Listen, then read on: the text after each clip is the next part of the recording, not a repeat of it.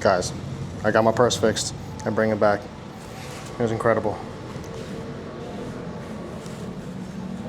But unfortunately, she said she can't fix my 2 other bags, just one, because there's no good tool for it. The holes are too small. And she said that she only has a tool to make it too big. This is the lovely craftswoman right here. But at least she's being honest with me.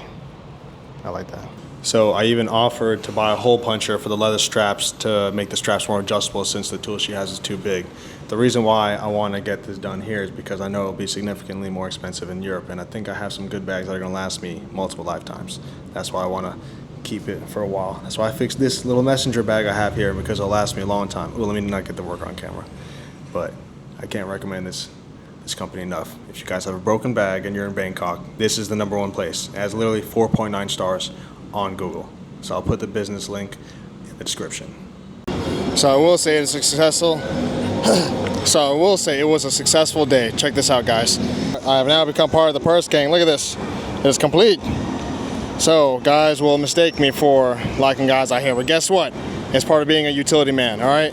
I'm all about utility, and this is the greatest shopping bag ever. So I'll be able to go around, keep this bag folded up inside my other backpacks, and I'll be able to pull it out, use it for groceries, and when I'm traveling, I'll be able to put my giant, big gaming laptop inside of this little purse and put it inside another backpack that I have that is similar to this style.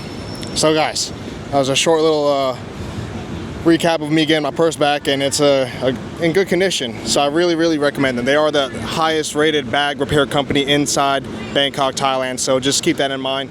I'm always trying to go to local companies and support the local business when it comes to repairs and stuff like that, food, whatnot, so just keep that in mind. Anywho, thank y'all for joining me.